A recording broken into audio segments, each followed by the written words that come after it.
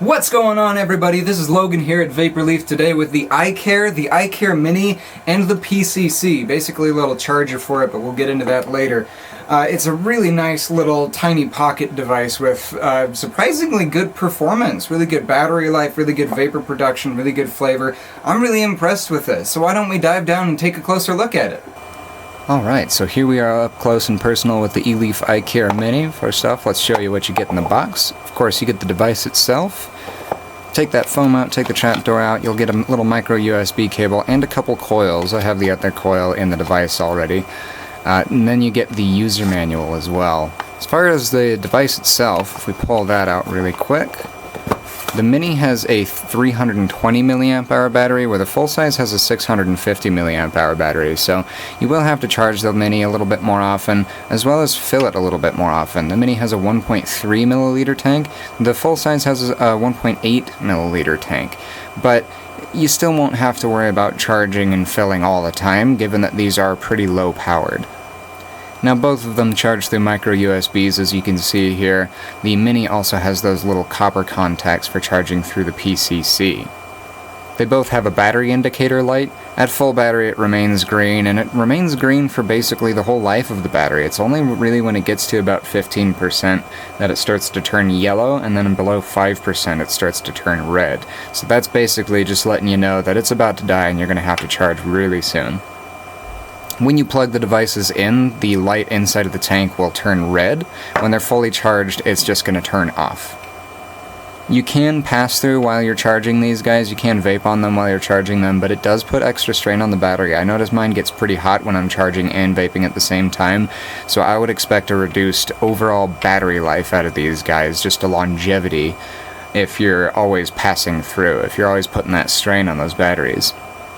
They are both top airflow as well, as you can see with those little dots up top there. So let's pull one of these guys off and I can show you what that's all about.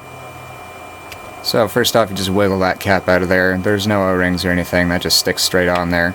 Got a couple O-rings on this guy to keep that sealed up in there, and then this silicone cap. You've also got this little rectangular bit inside of the cap here, and that's actually a key to undo your chimney and get to your coil and refill your tank. So if you line those up, you can undo this, just basically get it started. You can use it the whole way, or you can just use your fingers the rest of the way, whatever works better for you. And then you can get to your tank to fill it up, you can get to your coil to refill it, you can get to your airflow as well. This does have adjustable airflow, which I am really impressed by. I did not expect it for something this size. As you can probably see, I've actually got it cut down to about half a hole right now. I like a really tight draw, but you can get it adjusted all the way up to all 5 dots, which is a significant amount of airflow, again, for something this size.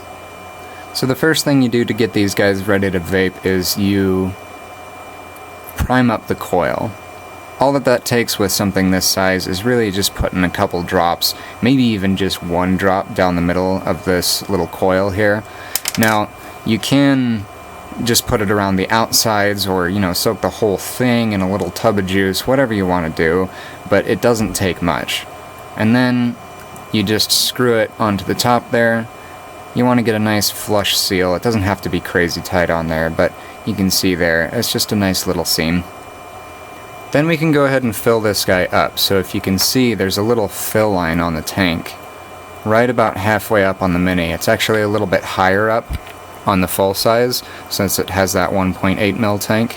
But we're going to go ahead and fill up Mini right now. You just go straight down in there. You do want to make sure to fill under the max fill line. If you go over, you can make quite a mess when you're putting everything together.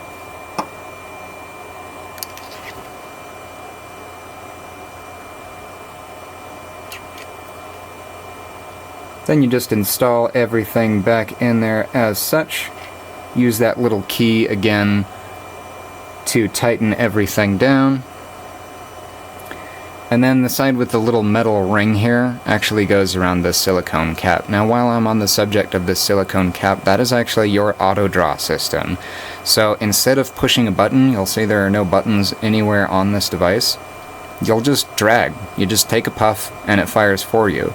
Now, the really clever thing about this little rubber cap is it's not in with all the wet stuff here. Now, a really common problem with auto draw is that all the wet stuff will eventually trickle down through the device, get into the auto draw, and break it. So that's really unlikely to happen here unless you're giving it all sorts of problems with flooding or anything like that. Now, the auto draw can still break. It is a very delicate little piece of technology. So one thing that I've seen actually cause the auto draw to auto fire, meaning fire without you wanting to activate it, is if you were to blow through the device or draw from the wrong spot. Basically use it in a way that it's not meant to be used. So we can just get that cap on there, make sure those holes are where they should be. On the Mini, that half moon side is where your vapor's coming out, and then just that tiny little dot there is your auto draw.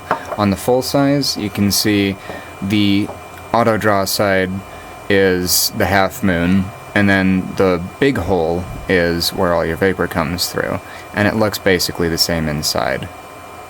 As you've seen, these aren't the easiest things to fill, but really it's not too bad, and I'm just impressed that you can even fill these things in the first place. Usually something this size comes with some little pre-filled cartridge or something like that, so you can't really use the kind of juice that you want to use with it.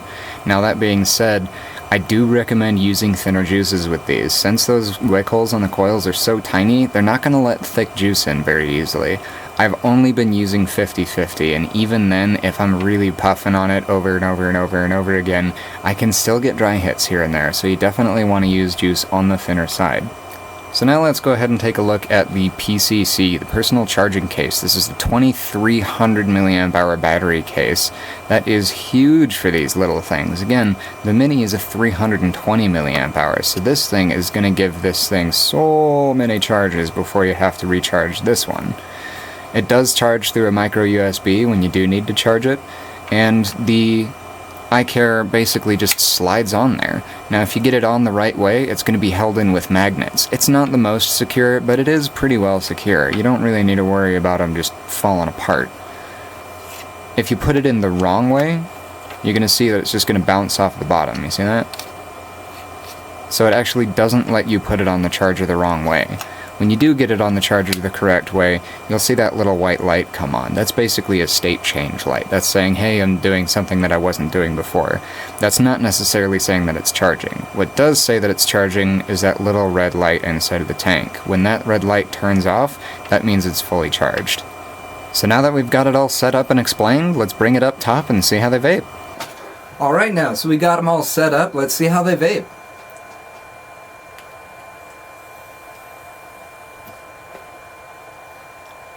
Again, pretty impressive for the size. It's not going to be winning any cloud competitions, of course, but then it's not really built to either, is it?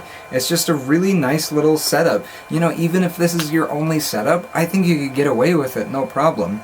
You might want to go with the Mini and the PCC, unless you want to get two of these, because I do find that this doesn't get me through an entire day if I'm using it pretty regularly, not even super heavily. That PCC, though, with the 2300 milliamp hours, that's going to be more than enough battery to get you through the day with a power level like this. Now, one thing I will mention is that I do actually like to cover up that little airflow hole on there while I'm dragging on it. As I said, I like a really tight draw, and I get better heat and better flavor when I basically cut off all the airflow as I'm dragging. You really don't have to do that, and it is going to depend hugely on your draw style and what you like out of a vape. But personally, I basically hold it, inhale, and then towards the end of my draw, I let go, and then I finish drawing.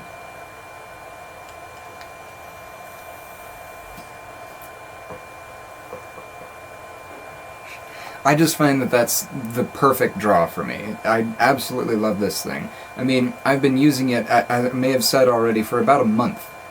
And that's not to force myself to do it. I just enjoy using it. It fits in my pocket, no problem. I can fit a bottle of juice in there next to my knife and everything. It's just great to carry around all the time. It's really nice to have. I also mentioned I have the black ones. These are both mine, not the PCC, but these are both mine. I like the black ones because I think this is a really good stealth setup. And, of course, black is a more stealthy color. but there are a good number of really fun colors available. There's gold, red, cyan, white, black. I might even be forgetting one, but again, black is my favorite color for this particular device. Now, one thing I do wish with these is I wish it was a little bit better for no hands use, because obviously you don't need to use a hand to use it, since there are no buttons or anything, you just draw. But especially with the full-size one, I've found that it's hard to hold in your mouth and keep it there while you're dragging on it. You know, it's a little too heavy. The mini's a little bit better for it. And, you know, you could probably even like make little grooves in the mouthpiece or something if you wanted to. It's not that big of a deal. It's just something that I personally wish I could do with these devices. One of the biggest reasons that I like these devices too is you don't need to turn them on or off or anything. They're always kind of in standby mode, and they're not going to accidentally get dragged on. You know, you have to actually put it in your mouth and inhale in order to fire it. So I can just pull it out of my pocket, take a few puffs, stick it back in my pocket. That's all there is to it. It's really easy, and it's really safe too. For those of you that don't want to be clicking all the time, but you've got a device with a button on it, you're sticking it in your pocket, it could fire, it could overstress the battery, it could burn the coil out, it can crack the tank even if it gets too hot.